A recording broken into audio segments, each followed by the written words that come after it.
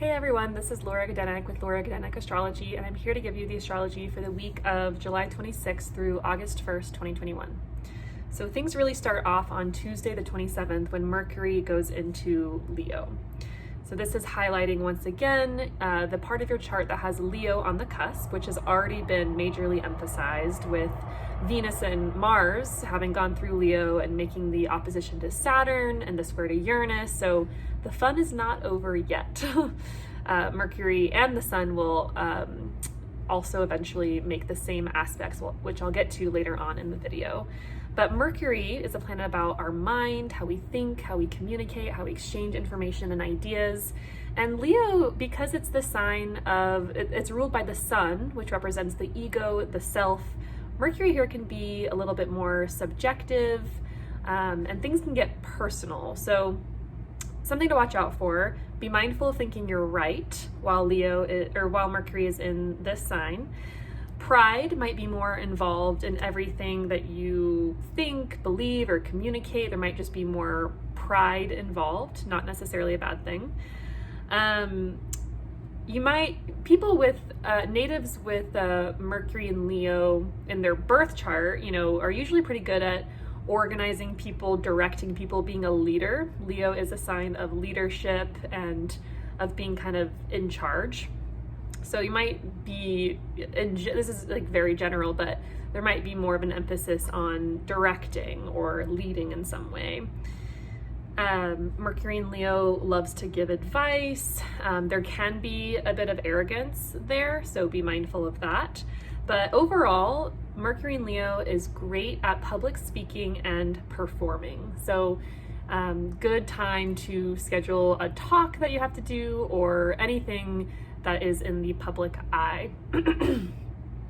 Wednesday the 28th, Jupiter, which is retrograde, heads back into Aquarius, where it is co-present once again with the planet Saturn. So whenever a planet retrogrades back into a previous sign, it indicates that there is unfinished business in that sign. So whatever house is being highlighted for you, wherever Aquarius is on the cusp, Jupiter is going to once again lend a hand in those matters. Saturn's been transiting this house in Aquarius since December, and things might have felt a little bit more heavy, challenging, or more serious. Saturn is a planet about duty, obligation, hard work, hard labor. And so, there's an element of enhanced responsibility or taking things a bit more seriously, or not a bit more, majorly more seriously, and perhaps also tests and trials, having undergone more of those in that particular part of your chart with Saturn there. So Jupiter going back into Aquarius can really lend a hand in those matters, make that lighten things up, bring some benefits to that area of the chart, some blessings, some good fortune. And then Jupiter will remain in Aquarius through the end of the year until it goes back into the sign of Pisces on December 28th. So whatever Jupiter has brought to you in Pisces is kind of like a sneak peek, whether it's like maybe you got like a gig, doing a short-term job, and then when Jupiter moves back into Pisces, it might become more long-term or a full-time job, or perhaps you met someone and you hit it off, but somehow they're long distance, and when Jupiter moves back into Pisces in December, maybe they like move to your area, so it's kind of like whenever a planet heads into another sign for a brief period, it's a sneak peek of what that planet's in transit through that sign is really about. So Jupiter heading back into Aquarius on Wednesday the 28th indicates there is some sort of unfinished business having to do with that part of your chart. On the same day, or actually Thursday the 29th, Thursday morning, Mars, which is about to move into Virgo, makes an opposition with Jupiter. Mars is the planet about our energy, our action, how we do things, how we're motivated. And Jupiter is a planet of growth, of confidence, of possibility, of making things larger than life. So this is a day of overdoing it. Watch out for this. Overdoing it, being overzealous, overly passionate, overly confident, perhaps arrogant, really enthusiastic, but also this is a recipe for exhaustion. Oppositions are more challenging and tend to exaggerate the more negative qualities of planets more so. And it is Jupiter, so it's not going to be terrible necessarily. But, the combo could just kind of push you over the edge a little bit, where the next day you might just need a lot of downtime and rest. So watch out for that. Later in the day, Mars heads into Virgo. Once again, Mars is the planet of our energy, our actions, how we do things, how we move through the world. And so with Mars and Virgo, our efforts become a lot more detail-oriented. There's more of a laser eye focus. There's this quality or sense of chipping away at something with patience and persistence and perfection. Virgo is a sign about perfection.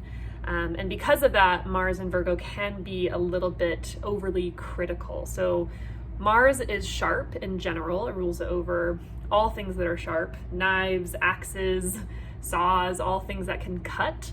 And in the sign of Virgo, it can be maybe a little too piercing, a little too sharp. So be mindful, be aware of hurting others on accident. That is definitely a possibility. Instead, use the energy to hone a craft or a skill or work diligently towards something that requires perfection and patience. There's a more of a strong sense of responsibility with Mars in Virgo. And Mars will be in Virgo for the next 2 months. So we're gonna get a good dose of what this means for us and for you. And once again, look to the part of your chart that has Virgo on the cusp, and that area of life will be greatly energized. And there could be a little bit of conflict that comes into that part of the chart, or that in that area of your life as well. Okay, so Sunday, August 1st, and into Monday, so there's a few things happening. Mercury conjoins the sun at 9 degrees of Leo, which, Mercury, the planet of the mind, the sun is the planet of conscious awareness. In ancient times, it represented the king or the leader or the person in charge. And so, this aspect really represents having some sort of insight or awareness or a secret being revealed. However, this pair is going to oppose Saturn as they're conjoining. I mean, it's like a little bit, so Mercury and the sun conjoin, and then later that day, Mercury opposes Saturn, and the next day, the sun opposes Saturn, but it's basically around the same time. So that's why I say this is Sunday into Monday. So there might be some sort of awareness or insight gained. However, it could be harsh. It could be something like a boundary set up, either you setting up a boundary or someone else setting up a boundary. So it could feel harsh. There could be a no involved, or simply a reminder that there is more work to be done, that you're not done yet.